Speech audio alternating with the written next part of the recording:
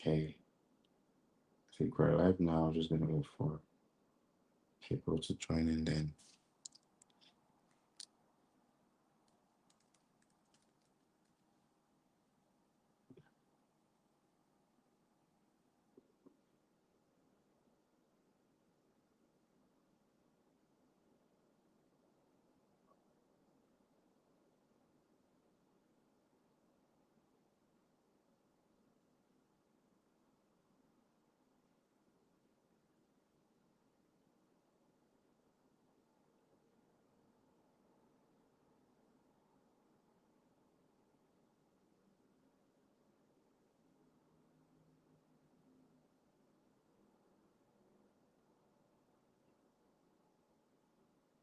Okay, everything seems good.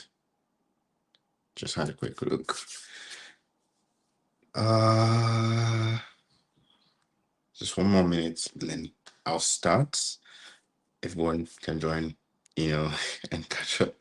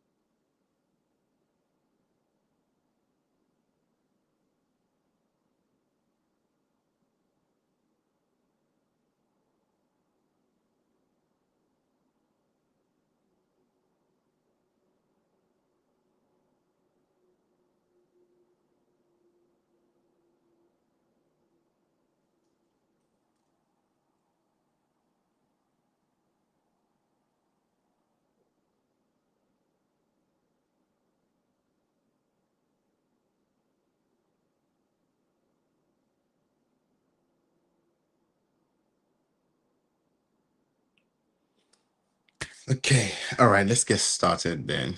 Um, Hello everyone. Welcome to Spondle Circle. This is such a beautiful sunny afternoon right here in Manchester. I'm currently in Manchester in the UK, and um, I'm going to be having a very, very beautiful time hanging out with everyone who joins us today.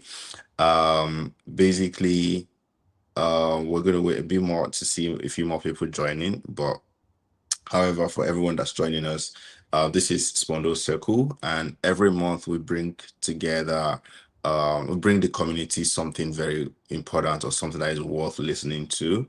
We're always having valuable conversations for working parents, and busy families, basically talking about the daily realities of household. I think our very first episode or first session spoke about like how parents can raise their children without screens. And then we also then had another session where we talked about finances and managing finances in the home, where we discussed, what's the most frequent conversation or argument that couples often have, around like money and how to like navigate those kind of conversations.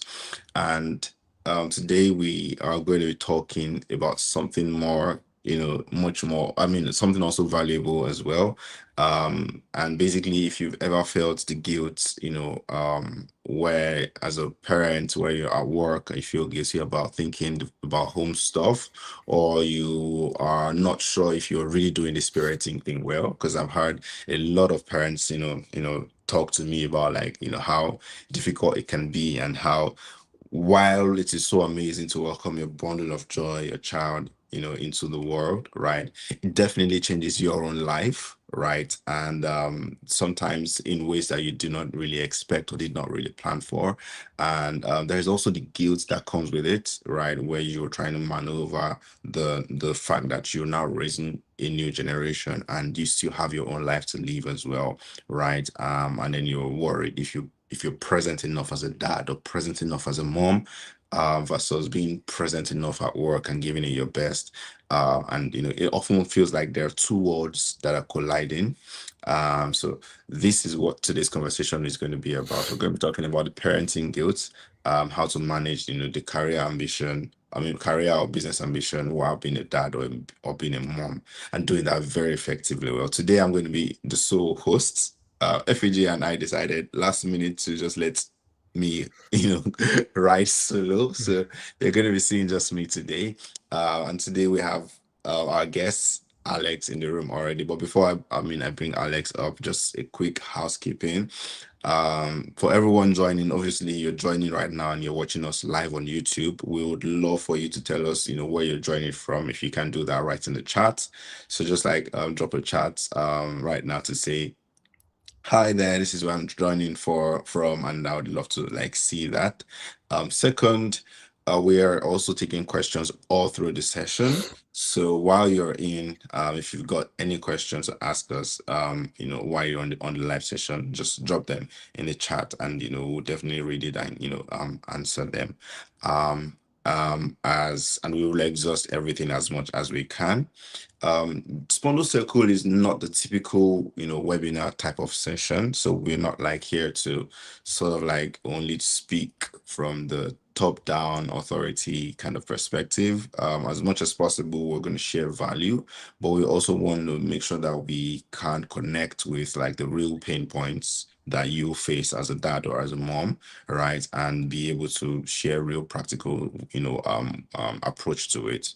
I mentioned earlier this morning, I think I was talking on my link, I was writing a post on my LinkedIn and talking about how many communities and groups you find people who are going through similar things as you. It's always helpful to know that you're not going through things alone, but much more, valuable than that is where you get actually guided, into what the solution is. So it's not just like about, having a camaraderie of, facing the same things, but also being able to know how to navigate it practically. All right. So while I wait for you to drop your where you're joining us from in the chat, I'm going to bring up our guest tonight, Alex. Alex spent nearly 20 years as an aerospace engineer, and he was very good at it, obviously, for him to have spent 20 years at it. He was also a dad, and he began this journey towards like understanding parenting. I think he mentioned to me 10 years into, or 10 years after his career. So while he was working, he was a dad for another 10-year period before he decided to, pursue a full-time business, right, while still being a parent. And there was a reason for that. So we're going to get to uncover all of that.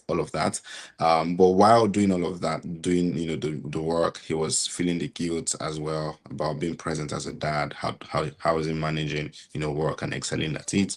And without any previous major example or path to follow, he figured what should work out, and he rebuilt his life around these things, and now he coaches parents to do the same with his platform as well. So it's not just about like him being here to lecture us. He's going to share with us exactly what we need to learn about and what we need to do, specifically where managing the guilt is concerned. So welcome today, Alex. Good to have you here on the session today. Thank you so much for having me. Lovely, lovely, lovely. So we're going to get started right away.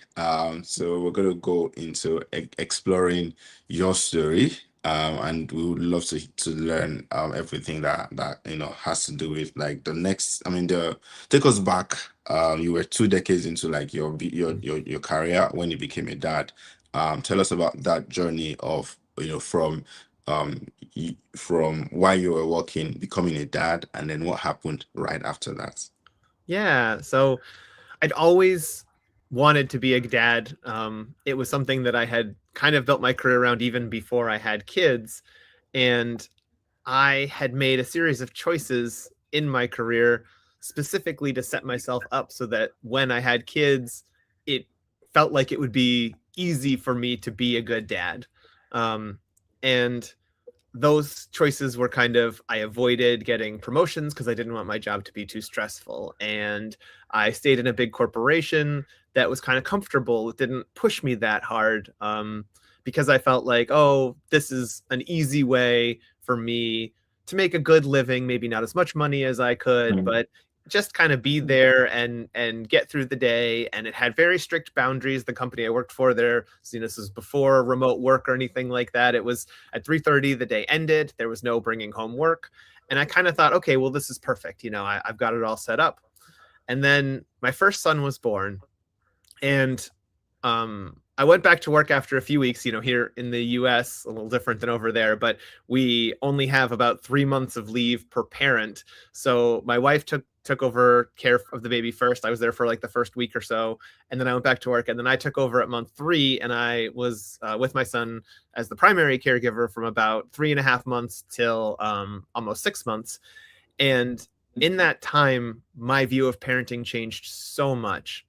This is a side note, like going on leave and being not just there with the baby when he was little, but being the one in charge, doing all the feedings, all the diaper changes, figuring out how do we get out of the house and what do we need to do that, was such an important part of the journey. But when I went back to work, it just felt all wrong. And guilt was a big part of it. Like I felt like I was missing out on the time with my son, but more importantly, it felt like the work that I was doing really wasn't worth that time. Mm.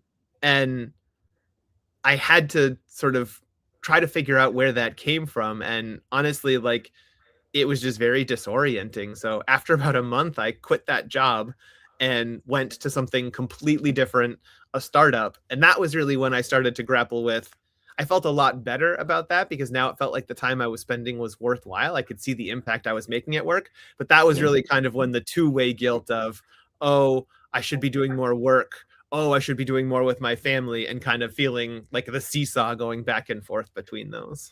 Mm. Wow, that's interesting. I think first thing first is actually in the UK you only get about 1 to 2 weeks of paternity leave actually, so it's even Really? way shorter. Oh. Yeah, it's quite short the time that dads have before they get Mhm. back into work, right? So, but so can you walk us through like um what the day to day felt like while you were still working and a dad, Mhm. where you were thinking more around how do you become more present for your child, right? What was the day to day like? Yeah. So certainly at the beginning, the there was the good and bad part was at the new job, um it was much more flexible in that I could really choose how I wanted to work and how I wanted to parent, and there weren't really strict hours or time around it. And that was good because it meant I could make my own schedule, but it also had the downside of, my personality was, well, I want to do more, right? I want to optimize, I want to get the most out of it. And so bringing that to every day really just was kind of like created a burnout situation where I wanted to make sure every minute I was working, I was doing the most I could. And every minute I was parenting as hard as I could. And I think that led to this idea that sort of every minute was valuable. Every task I did, I had to do as quickly as possible. I had to be super efficient, and Mm, I can get a lot done. I'm very good at those things, but it was just too much. And that sort of go go go mentality was yeah, my way of like fighting the guilt, like that. Oh my goodness, I'm not getting as much done. I can't do it. yeah, So that was really where I started, and just kind of, yeah, every day feeling like from the minute I rolled out of bed until I kind of collapsed back into it at the end of the day, it was just I had to be doing the most I could. yeah, And yeah, I think that was probably, I'll say, years like, maybe the first 3 years of parenting. We had my first son, and then our second one was two years later. That was really kind of the mentality, and just felt, yeah, I felt pulled apart. Really, was kind of how I describe it. That whatever task I was doing, and I would move between them. I would do some parenting in the afternoon, pick up my kids from daycare, and then do bedtime, dinner, bedtime, and then go back to work. But it just felt like there was no break. Like there was, I had so much I had to do on both sides that I just had to keep going all the time. Yeah, and I guess there was no time for yourself in all of this period. Like it was just I had to be at work. If I'm not at work, I had to handle the children. Am I correct? Yeah, and any time I spent on myself felt like, too indulgent, too, like a waste, like, oh, I'm not accomplishing the two things that are most important right now. So I don't have time for that. You mentioned something, where you then talked about how you left your job and then you switched to build a startup, and then that afforded you more time and flexibility, right? Mhm. But then you then started feeling the guilt on another end, right? So like, what's that? It means that it's sort of like you can't escape it. If I'm correct, if you whether you're building a career or you own your business, right? There's that on both in both situations you still have to navigate and feel these things. So like, what's the I guess I'm trying to find out what's the difference in both, right, kind of experiences, just so that we highlight it very quickly to say, oh, this is what it feels like when you're doing your own thing. This is what it feels like when you're an employee. Yeah. Um, my answer is probably going to be a little different, but for me, um, it really the core element of it was me. It was my choices and my decisions. So the difference when you're in sort of a work environment versus your own business is kind of the external pressure, right? The external pressure in a business is following the culture, fitting in, showing that you're valuable, things like that. And in your own business, you really kind of have your own choice how to do it. But ultimately, at the end of the day, the most pressure that I was applying came from me. Mm. And the amount that I applied, even when I was in a business setting, was more than whatever the business setting had. So to get Wow. around it, it was really around coming to terms with me and what work meant to me and my work identity, such that I could say, I've done enough. That's enough. And that's now I can set it aside and move on to another task and not still be pulled in or thinking about it or ruminating on what I could have done better. Yeah. I think I want to ask then, so why does this guilt exist in the first place? Where does it come from? What's the Yeah. basis of it? I think a lot about this. So, um, the first thing to note is that guilt is an adaptive emotion. It's actually generally viewed as a positive one, in that, when parents tell me, "Oh, I'm feeling so guilty," like my first response is, "That's great. I'm glad to hear that."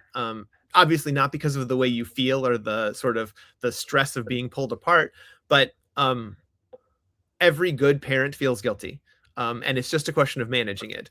The parents that I worry about the most are the ones who don't feel guilty at all.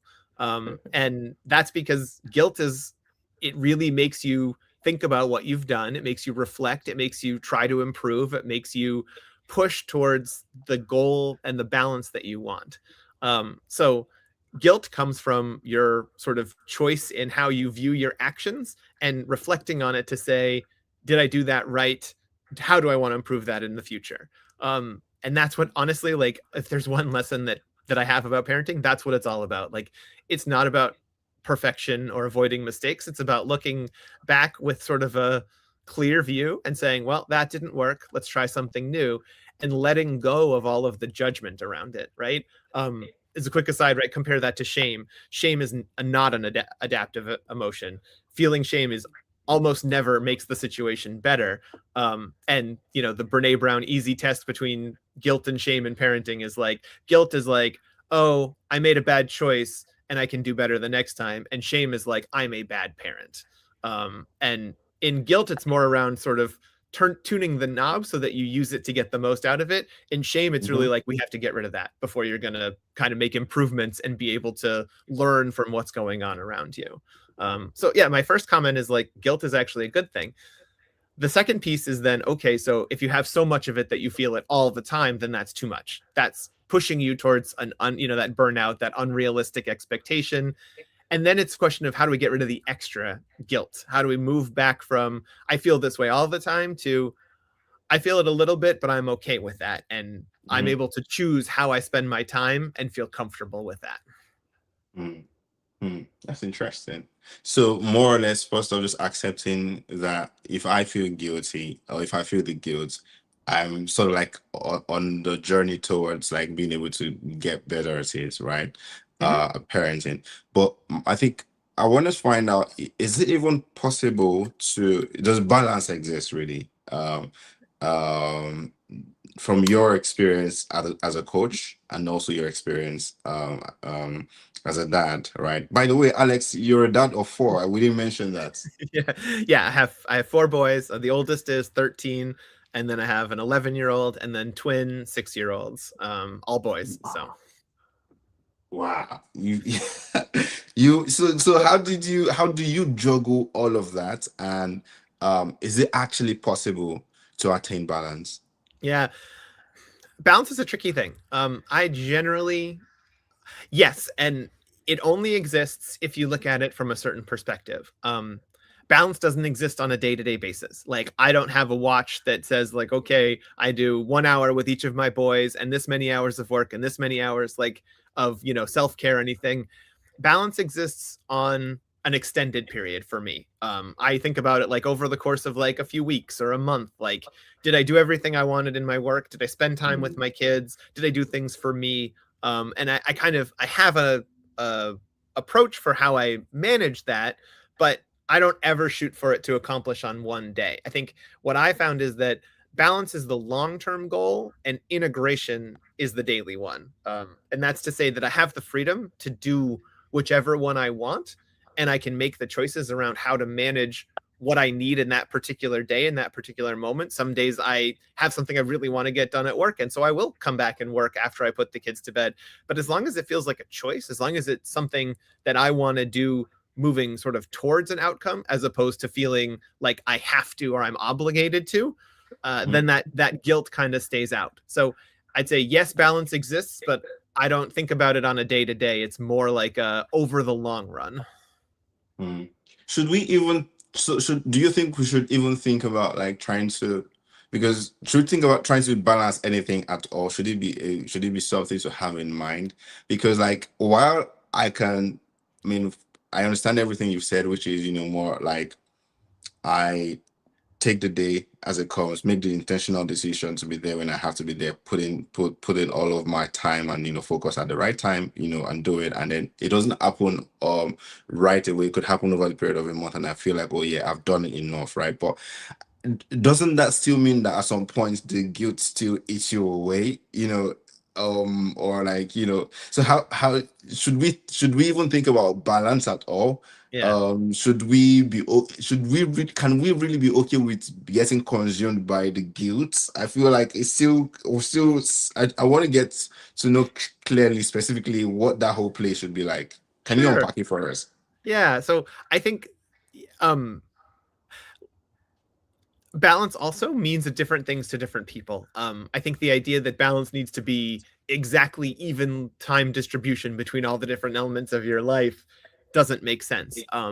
And that's really where thinking about your family, as a system and what are the important things that you need to do on each element of it, um, you know, that's where it really comes in around balance. You may be setting your balance to say, right now I'm in a season where I'm working a little bit doing a little bit more of the work side, because that's financially beneficial, or we can see a path to something positive, and somebody, partner may be handling more of the kid side, and to say, okay, well, Mm, the balances between the parents doesn't need to be 50-50. It just needs to be whatever the family needs. And I think, again, the key word that I use is intentional around the guilt part. So the way that I kind of handle this, one of the I'll say I don't have a lot of easy tips around this because unfortunately it's a really complicated thing to manage the guilt. But whenever I feel like I haven't done enough, or I kind of am feeling guilty about one direction or the other, the simple journaling technique that I use is to look back at the day, at the end of the day, have a reflection and say, okay, did I do one thing that I'm proud of for my business? Did I do one thing that built connection with my kids, and did I do one thing that's just for me? And none of them have to be these grand, amazing. It's just a moment to think back and say, those are the things that matter in my life. I want to be moving those forward every day. And some days I'll Yeah. make a lot more progress than others, but did I make even a little bit of progress on each one? Yeah. And if I can't think of something for one of those categories, which I'd say 90% of the time is the thing for myself, if I missed one of them, that's usually the one that I missed. Um, I'll immediately put a block on the calendar for the next day for one of those things to say, okay, today I didn't manage this one element, right? I got these other two maybe, but this one I didn't quite get. So tomorrow I'm going to make sure I'm going to set aside 45 minutes and go for a run, or I'm going to make sure that I, take some time and block out this 30 minutes to do this activity with one of my kids. And just, it's not balance on like, oh my goodness, did the whole day match up perfectly exactly the way I wanted it? Like, it's just, did I move the needle a little tiny bit each day towards more connection, towards more progress, towards taking care of myself? Yeah, that's really good. Thank you. I think that's very practical. And there's something you mentioned where you talked about balance doesn't have to be 50-50, or a 50-50 split between partners as well, right? You both can decide, who should be responsible for what at a particular time and all of that. And I want us to talk about that. But before we do, I just want to put it out there for everyone who's joining us. If you've got any questions for us, we're talking around managing, the parenting guilt while you or managing the parenting guilt here while you're building a career or a business, right, while you're busy. So if you've got questions or things that you've always like you feel like you want some answers on, Alex is here to help us thrash those questions, right?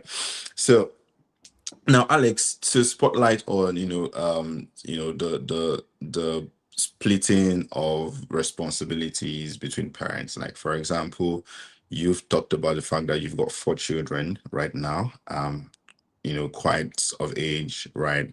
Um, how did the balance play out between yourself and your partner? And I think this is me trying to find out from your personal experience, Yeah. what because every household or every family is probably like different and your expectations are different. But like, how did you guys tee up towards, getting that balance? What were the things that you guys thought about doing? So, what we ended up doing, kind of on our own naturally, looks a lot like there's a technique or a framework called the fair play framework around how you sort of split up tasks. I'll say the most impactful moment my wife and I had around this was a very simple conversation where we described the things that we absolutely hate doing. And I don't mean like, oh, changing diapers, but like just household tasks, things that were like, ugh, for some reason, this one thing really bothers me. And we came to realize that like a lot of the things that I hate doing, my wife is fairly indifferent towards, and same the other way. So, but we didn't know that, right? I didn't know what were Mm, the things that really bothered her. And so yeah, just sort of being like, I'll focus on those things, you focus on the things that I hate. It actually made things like the time amount didn't change very much, but just not having to do a few tasks that I really didn't like. For instance, one of them is washing water bottles. I don't know why, but it just makes me irrationally angry to do. And all my kids always carry it. We have them all over the house everywhere. And she yeah. was like, I don't care about that. That doesn't bother me at all. And so like I just never wash them. Like that's just it's Mm, known. I don't touch them. And like that took a huge amount of frustration out of the parenting mode. So a very simple one again is just like that conversation around, well, what do you hate doing? And oh, I don't mind those things. I'll just cover those from now on. The fair play methodology is a little bit more in depth. The other piece, there was a big one around when I kind of took a step back from my corporate career. And originally I was just actually a stay-at-home dad. That was my focus for around 6 months. And the idea of, okay, well, what should I really take over, right? How much of this, if I'm going to be the one who's at home, what can I cover, and what should, what's fair to kind of do? And we kind of went actually too far at first where like I felt like I have to do everything. Like my wife should mm, never wash a dish. She should never. And so we kind of had to, I'd say it's all about evolution and balance. Like we've had ups and downs. yeah. The other side note that I think was a very useful thing is the concept of mental load and understanding that the mothers carry that. I do not dispute that. It's naturally falls to them because of our society. You know, when I'm the more flexible one. I'm the one who does most of the pickups and drop offs. School Yeah. calls my wife when somebody hits their head, right? Like we have to go to them and be like, please just call dad. Like dad is the one who can be there. Dad, you know, mom has meetings. She goes into the office. Like just call dad. But they don't think about those things, right? Those decisions are just kind of baked in. And oh yeah, we always call mom first. So a lot of that mental load ends up on the moms. I remember we had our sort of lowest moment in my relationship with my wife was when our second son was about 6 months old, and we just both felt like we were completely buried under work and parenting and household, and everything just felt like it was falling apart. And we learned a lot from the Gottman Institute and sort of their approaches to relationship. And one of the things that John Gottman said is, if as a dad you feel like you're doing so much more than you can possibly imagine as a Mhm. parent, you might be getting to 50%. You might be getting to half of it. And he was like, it's just the reality of how our society works, that like a lot of the sort of default tasks end up at mom, so dads have to work really hard to kind of claw it back. And I think that mindset as a dad of like so much falls on my wife that I don't even sort of recognize, that I need Yeah. to kind of be clawing towards that, like, oh my goodness, I feel like I'm doing so much, that might be 50%. That was a Yeah. helpful frame for me as a dad. Yeah. Wow. Thank you so much for sharing that. I think I like the let's list out what I suck at and what you're good at, and Yeah. we work. I mean, I'm sure my wife and I will probably have to have a conversation about this. Hmm. Yeah. you know, and then there's just generally going to be is a better way of saying, oh yeah, I know you always handle that, and I know I always handle this, and we don't have to like nag about handling Hmm. whatnot. And I think, I mean, just to mention to everyone, if you're not aware, right, this is also one of the reasons why we built Spondle, right? And the way we've built Spondle is also to be able to actually allow the both partners get involved, in the running of the household, right? So where the even if the mental load most times would always fall on the mom, right, or on the mother, right, she's also still able to share it and also make it visible to the entire household. So where is that one place where you want to dump all the things that happens in the family like in a single place, like, oh, every week, every month we always do some of these things, right? You want to just dump it all in one place and then invite your partner, invite your spouse to be a part of like that journey, right? You're able to do that very easily on Spondo. And so that's a good way to use Spondo, right? But just one question I want to ask you. I think, yeah, of course, I've got lots of questions, but I want to ask you a question. Still back to the career thing, Hmm. um, and I'm asking this question because a lot of the people who are joining and who always also like watch our sessions are young working parents, millennials, right? And um, there is a lot of ambition and drive when you're starting out in your career or starting out in business, and I was like, yeah, we're gonna, I'm gonna get to this level, we're gonna make all of this kind of money and do all of these kind of things. But once a child comes into the picture, it changes things, and it always feels like there always has to be a trade-off. So does it mean that ambition and this has to be traded off? I know you talked about, and I really want you to talk really on the identity and the integration part of this, because you mentioned that to me yesterday, like, Yeah. because it often feels like there has to be a trade-off in a way, right? And Yeah. it feels like, well, I just have to, my wife, and one of the reasons we started Spondo was when, in the classroom, there was a science day presentation. The parents couldn't show up because they were obviously busy, probably running two jobs. Nowadays, most young people have like a job and something else that they're doing as well, right? And so I have to be successful at this. I need to build this business. I've had this passion since my teenage years. I've started this business. I've got partners, right? I'm already in this level of my career. So, um, is should that would a trade-off have does that trade-off have to happen? And if not, how do you not trade off what you really, because you genuinely love your child, you genuinely want to be there for them, but at the same time you were building something just before this child came along as well. So like, Yeah. what's the way to handle that? Yeah, I mean that is the crux of it. So I'll tell you my story. I wanted to be successful at my job. I actually probably wanted that more than I even wanted to admit. Um, the story of men in kind of my growing up. So I was an only child.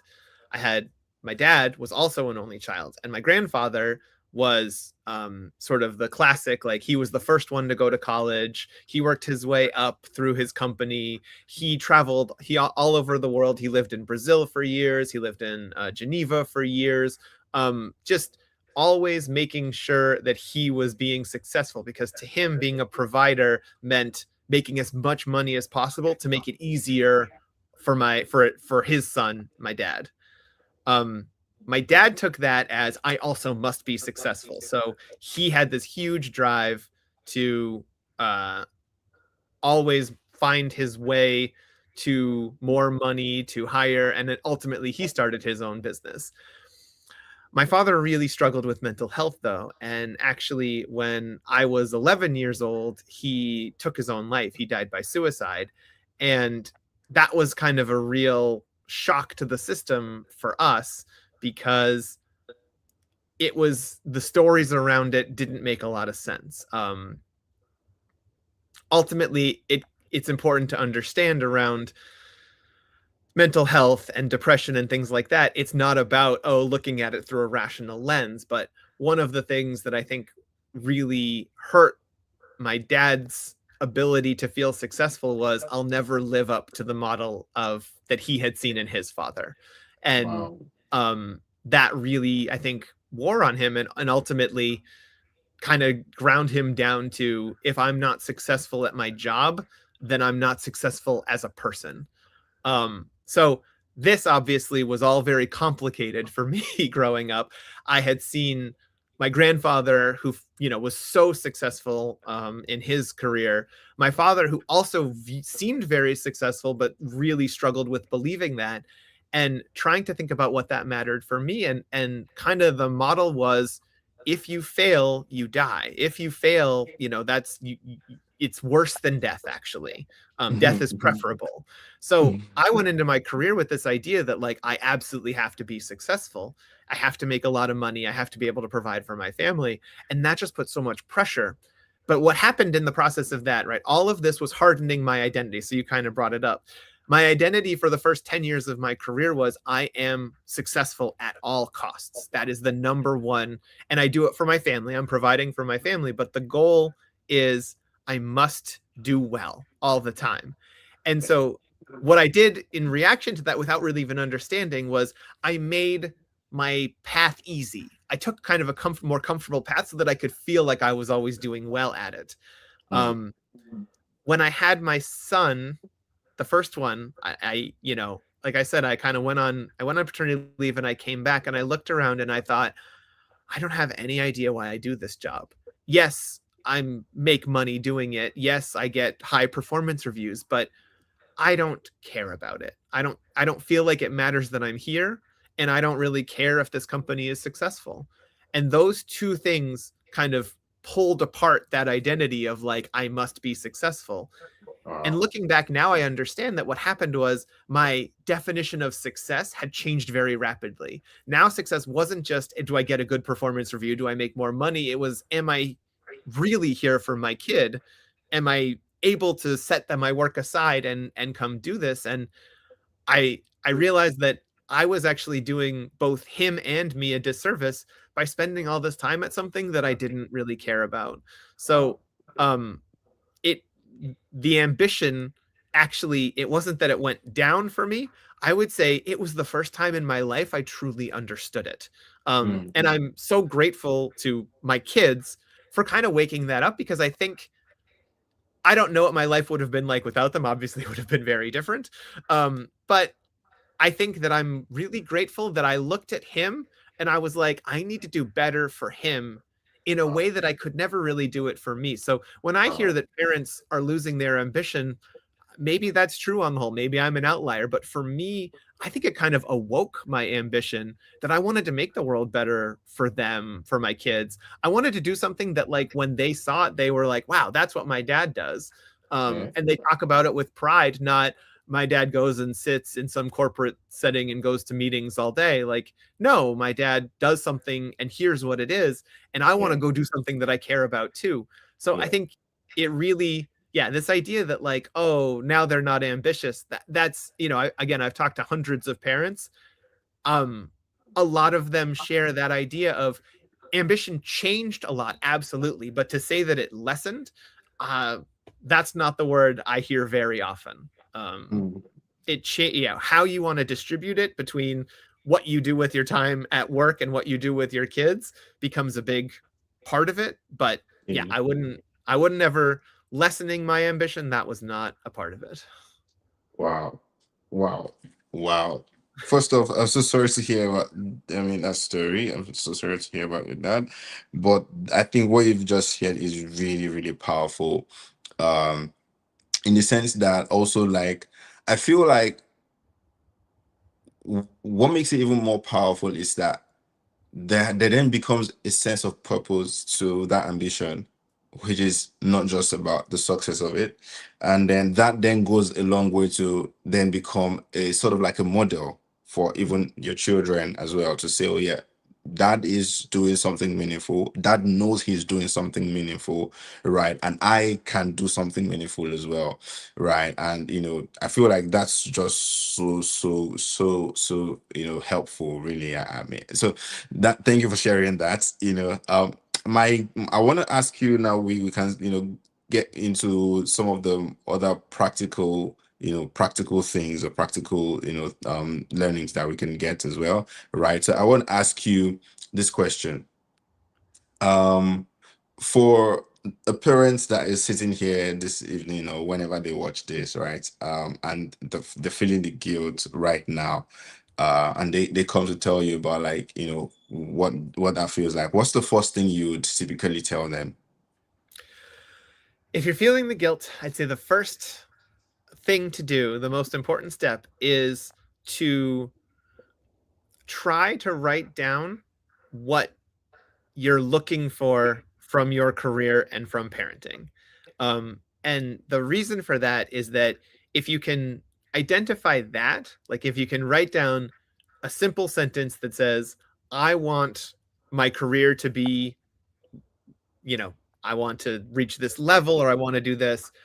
And then you can write down, I want my kids to view me as, or to remember their childhood as. And then look at those two things. Typically, where the guilt comes in is feeling like those, like you mentioned, are sort of opposing, right? I would say to think about how the guilt is enabling both of those things, and try to imagine how you can combine it into one, how you can look at both of those things as not two separate paths, but one path together. And Mm, again, this is where the identity piece comes in. If you feel like your identity is a worker and a parent, but they're sort of separate, then you'll always feel like you're getting pulled apart. yeah. Integrating your identity and feeling like, when I'm doing work, I'm showing my kids a good life. And when I'm with my kids, I'm recharging so I can do better work. Those Mm, types of kind of feedback loops between them start to integrate it all. And so instead of saying, well, this time with my family is not accomplishing any of my work goals, it's to say, no, it is, because spending, playing this board game with my kid, or, if you're little, just even just reading a book for 10 minutes, like, I get to see the joy of them lighting up and them giggling and them, starting to understand what's happening. And yeah. that makes me a better person. That makes me a better, that feeds into my soul in a way that I'm going to bring to work. And then Yeah. I'm going to do better there too. So start to understand how to close those loops and think. So, and it starts with writing down what are each of them, and then how can they possibly work together. Yeah. Wow. Okay. That's really good. I think that's really clear and practical. There's something else, that I want to ask, off of the back of writing down these things and seeing how to integrate both the career and then your parenting basically. So there is a feeling where, and I've seen a couple of people talk about it, where you're at work and then you're bothered about something going on at home, right? Or with the children, that you probably haven't done or should be doing or should remember, right? And vice versa, when you then get home, there's like, oh, am I slacking at work? Am I dropping the ball and all of that stuff, right? Now, is there a way to set actual boundaries at work without feeling like you have to apologize for them? Like to make sure that eh, how do I make sure work time doesn't eat into my child's time, right, and the time I spend with my children, or the time I'm supposed to do stuff for my children, right, and vice versa. Like what's the ways to set those boundaries? So it's really hard. And especially in our like go, go, go lifestyle and glamorizing hustle and all of these things, the idea that you should always do more, kind of like I said, that was where I started as well. Um, the things that helped me were, and this is basically like now the journey that I go through with parents to help them get there. It's kind of three steps. So first, it's to get clear on what do you want to do? What is your purpose, right? What are you trying to accomplish in your job? And of Mm, course, making money is a piece of it. But again, for me, the ambition grew beyond just that, and I needed to feed that too. So yeah. how do you make it so that your work feels like it feeds into the purpose that you're here for, and understanding that piece of it? Um, the second piece is recognizing that identity, who you are at work and at home is only one person, and how do you bring that together? So Mm, what are the parts of those that aren't talking to each other, and what are the parts that you can kind of feed together? And then the yeah. third one that I think is actually I'll say underrated, is making sure that you work on things that are naturally valuable and you have a talent for at work. And what I mean Mm, by that is, it made a big difference for me. I had thought I was supposed to be one type of aerospace engineer, that my job was to write computer code. That's what I was good at. And then I went to the startup where I was surrounded by people who were all really good at it. In fact, they were all better at it than I was in general. And what I realized was actually I score really high on empathy, and mm, I can understand what other people are feeling. I can listen to what they're saying and pull out meaning from it that other people don't. And I had seen this all through my career, but I'd kind of ignored it. yeah. And I realized that this was actually the strength I had. An aerospace engineer who can write computer code is like, well, yes, there's a lot of us, but an aerospace engineer who can understand what other people are feeling is kind of the rare Mm, combination. And so I had always avoided being a manager because I thought, oh, that's too stressful. I won't be able to set those boundaries. And I kind of said, well, actually, that might be easier for me to do. So I took on a manager job, um, and instantly balance was easier. And it wasn't that my job wasn't harder, it was, and it was more stressful. But the parts of it that I did every day were easier for me to do. And I could bring a lot more value to the company with a lot yeah. less effort. Yeah. And that helped me feel a lot more confident in what I was doing. So I generally feel like it's kind of three steps: is understanding your purpose, understanding your identity, and making sure that what you're doing at work is easy for you and is the thing that everybody goes, wow, you're so good at that. And you're kind of like, oh, I didn't even know that was important. Like, I didn't even know that I was doing that. Yeah. So I work a lot with parents on sort of how do you either find a job or just reshape your job. If there's parts of Yeah. it that you're really good at, lean into those and spend less of your sort of mental energy on the things that are hard and frustrating and maybe don't even bring that much value. And for me, once I kind of aligned those three things, that's what clarity at my job looked like. It was, I know what I'm supposed to be doing. I feel like I'm making an impact. I understand why I feel the way I do about my job. And I do Yeah. the things that bring a lot of value and they aren't that hard for me. And then a Yeah. lot of the guilt kind of went away because I felt very confident. I felt very good about kind of at the end of the day being like, yeah, I did a good job today and I don't Yeah. really need to work on that presentation tonight because I have Yeah. it under control. So when I see people who are really kind of buried in the guilt of that feeling of like, oh, I need to be doing parenting stuff at home, I need to be doing at work, I need to be doing work stuff while I'm home. I feel like clarity and confidence is hard. It's not an easy thing to do, but just getting to the point where you feel like I'm comfortable with how this worked out and I can move on to the next thing is the Yeah. mental model that you need to have in both places. And it just Wow. comes from working on how do you do yourself. And a key component to all of that is self-care. I think a huge change, another huge change I made was making time for a walk every day where I wasn't listening to a podcast or trying to do phone calls or anything. I would just go for a walk for like 20 minutes and just give my brain a break from everything else and see it. Yeah. Something would come up and I'd say, okay, I hadn't thought about that, or that's something I need to worry about. And just again, there's a level of self-trust that comes in once you feel confident in everything Yeah. that you do, that you don't feel like you're behind the eight ball and, oh my goodness, I have to get this done, I have to do this. You can just Yeah. say, oh yeah, I thought of that, I have a place I can note that, and I'll handle it later. Yeah. Wow. Wow. There's a lot of gem in these things you shared, to think about and just like actually act on, right? I'm trying to see if we have any new questions here, because you've sort of like answered the questions that I have seen come up here. Someone asked a question around, how to handle the pressure of the guilt, and um someone made a comment about the pressure for success can be intense. So I think we've talked about those already. I want to ask you, I've got two other questions as we begin. Sort of two other questions, and I have a fireside for you. If quick fire question rather, if nobody asks anything. So first question is this, right? You're a parenting coach, right?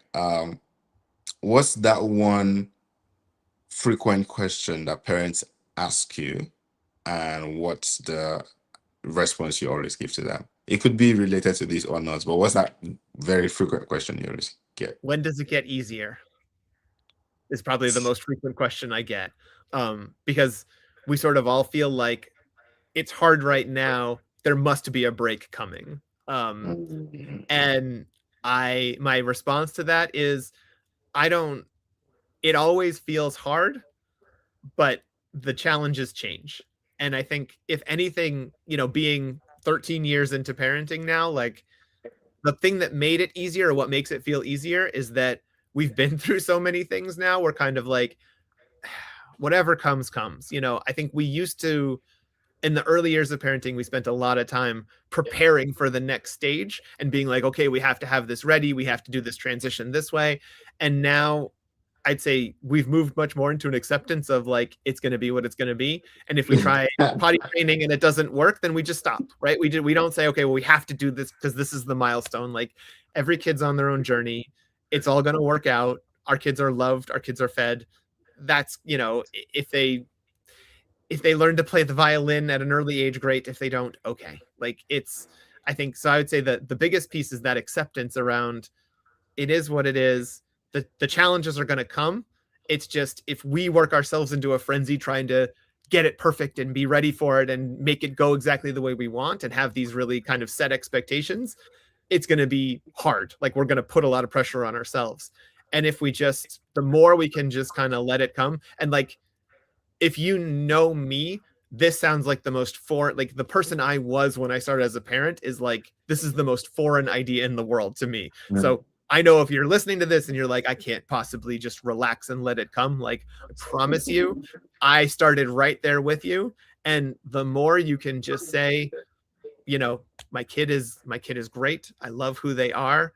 Yes, they don't know how to tie their shoes and they're 7 years old, and all the other kids in their class do. That's okay. Like it's not a big deal. Like this is not going to impact whether they find true love or get a job or anything like that. Like they'll figure it out when they need to. The Wow. more you can get into that, the more pressure you take off yourself. And so when people say, does it get easier? I think my answer is like, it only gets easier when you let it, when you can Mm. accept the journey for what it is and know that the challenges are going to come. And again, kind of trust that you have a space in your life to deal with them, that you have a way to handle it. And that's how it gets easier. Wow. Wow. I feel this, what you just said is really empowering. I think it's really empowering. And thank you for sharing. And you sort of like spoke along the lines of this question I wanted to ask as well. Um, so you're that to four children. The eldest is 13. So you've gone through babyhood. I think I mentioned it yesterday. You've gone through babyhood to Yeah, toddlerhood to childhood yeah, to teenagehood. What's the difference in all of these phases? What's the toughest and what's the easiest part of both of each phase? yeah. Um, they say, oh, the days are long and and the years are short. Um, you miss in babyhood how easy it was to fix the challenges, and it's such a huge physical effort, and you're so tired, you're woken up all the time. But like when the kid was crying, like by the time we got to our third round with twins, like I was really lucky. I knew how to put a baby to sleep. If the baby was crying, like it was only three things that were wrong, and if it wasn't one of those three things, then you sort of knew it was a big problem. The problems get more complicated and the answers get harder. And so you kind of look back at like the earlier days and you're like, oh, I love it when all I had to do was be like, do I need to change your diaper, give you a bottle, or put you to sleep? Like it was one of three things, um, because now when there's a problem, it's like, okay, like we could be dealing with like, is this cyberbullying? Like, where is this, self-confidence? Is there's so many elements that go into the problems as they get older, Wow. that there's never an easy, so like there's never like, oh, it's just one of these three things and it fixes it. Like that's never happens with my 13-year-old. Wow. So I'd say that's the, if you ask me what the easiest part, or the kind of looking back at the earlier stages, it's like it feels really hard, but the answers actually are kind of simple and the answers get harder and harder. The thing that I'd say that the constant challenge that I feel is it's really hard to know how much to push versus how much to let them be. And how much to do for them versus how much to let them do it themselves. And they're coupled. It's all one kind of journey. But as your kids get older, they will use more and more comprehensive techniques to Hmm. convince you that they don't know how to do something, so you'll do it for them. And it feels like love to do that, but actually it is not. It is sort of the opposite. You're coddling them and not preparing them. So Wow. the hardest thing is for me to sort of gauge what can they really handle, what's an appropriate level of challenge for them, and then how do I enable them to tackle that challenge, because every element that you're doing that on is changing constantly. And for us, there's four of them, and two of them are twins, which makes it especially hard because their levels are very different. They're very different people. And so to constantly think about how to personalize it for my child, like what should I let them try? And what do I need to when do I need to step in and help or intervene? Um, Yeah. I'd say that's the challenge. And looking back, that was the same challenge when it was, how much should I try to let them walk on their own versus me hold their hands? Like just very simple things like that. It's always changing. It's always a struggle to know how to do that right. And coupling with that is kind of a letting go. Like there's a piece of it as they get older, you're like, oh, they don't need me for that anymore. And then kind of managing that in me, right? Like one of the things that I heard and I believe very truly is that when you first start out in parenting, the firsts are so important. The first time they walk, the first word they say, and as you move on, you start to realize it's the lasts. And there's one of them that stands out to me. I'd say the moment that I really understood this, my oldest, when he was swaddled, when you unswaddled him, as soon as you took out his arms, he would just throw one arm over his head, and then you'd unswaddle the other one, and he'd throw his other arm over his head. And for some reason, I got like the hugest kick out of this. Like I just loved watching sort of like him unfurl in this. And it's an actual reflex. It's a natural thing that he would do, but I just loved it. And then one day I unfurled him and he didn't do it. And that was it. Like he never had that reflex again. And I Wow. was like, oh. And like I have a video of it because I loved it so much, and I still watch that video 13, 12 years later. And some of his brothers did it and some of them didn't. But like I remember at that moment when I unfurled him and like so excited for him to do that thing, and he didn't do it. And I was like, oh, okay. And then like the next time and the next time I was like, oh, that's actually never gonna happen again. Like that moment of joy that he and I shared is now like it's gone forever. And Wow. that's the challenge, is sort of like the, okay, we're done with that stage, and like there are parts of it I love and there are parts of it that I don't. um and now it's time to move on to the next one. And I'd say just really honestly grieving and accepting that, right? Being like, it's okay that that stage is over and that makes me sad. but also not like, let's move back into that stage because it makes me feel right. Like, you can't hold your kids back because of how you feel. It's really comfortable and easy to do, to feel like that's the right answer sometimes. Wow. Wow. Thank you so much for bubbling up these things, because I feel like these are things that we don't get to see or hear about. Many parents just, it happens to them and it's just like they move on. But specifically this example you gave the last time. I remember I saw a post somewhere where someone on Instagram talked about how you only have 2 summers with your baby or something like that. Or like Yeah. when you put it in that context, it feels different. Yeah. Yeah. There's the big one, the statistic that really kind of like the one that I saw version of that, right, is like you have 18 summers with your kids. By the time they're 12, you will have spent 50% of the time that you'll spend in their life, right? And like I have a 13-year-old, so and by the time they're like 18, you will have spent 90% of the time with them. So, how do you want to spend those minutes? How do you really want to do it? And that kind of pushes you. I understand that, and it tugs on my heartstrings. I think for exactly the same reason it does everybody else, which is like this time is going so fast. Um, you have to be careful about like, okay, so I want to maximize the time.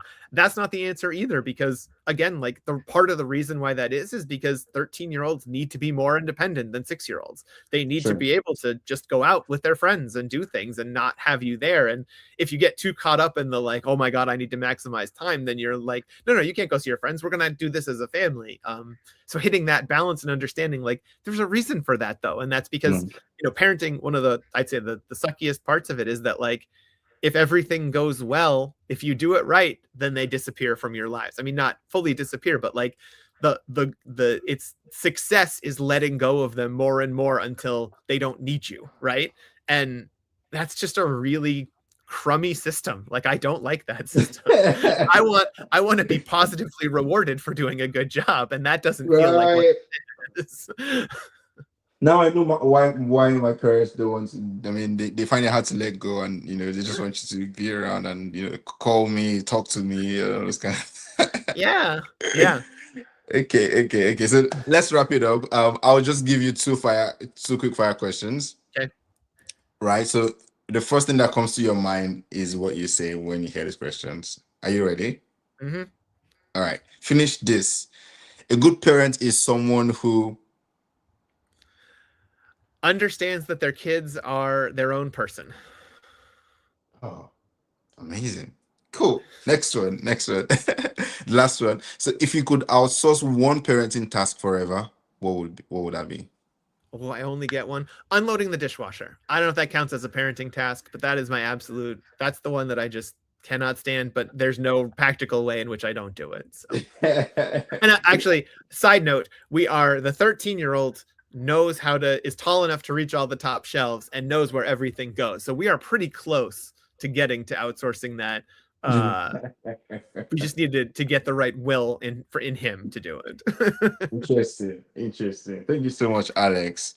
This was Yeah. really beautiful. I'm sure if anyone has any questions. So yeah, I'm just gonna put it out there. So I think we should have that on the slides. Or in the email as well, right? So if you want to contact Alex is a parenting coach, right? He runs empathicegg.com, right? So if you want to get to learn more practical steps around parenting, you can reach out to Alex at, I'm just going to spell it, Aegeler at empathicegg.com, or you just go to empathicegg.com and then you find more details right there. You would also get an email with like all of that details, so you can just like look out for that in your inbox. But if you've joined us today for this session, thank you so much for your time. Thank you, and we're sure I'm hoping you've found a lot of value in everything that has been shared. You can get to watch the recap live on YouTube, so you can come back to watch it anytime you want, and then also share with someone that you think should watch this and get to brace up with the journey of parenting. Once again, Alex, thank you so much for your time today. Yeah, thanks you. It's super fun. Yeah. All right. See everyone. Bye.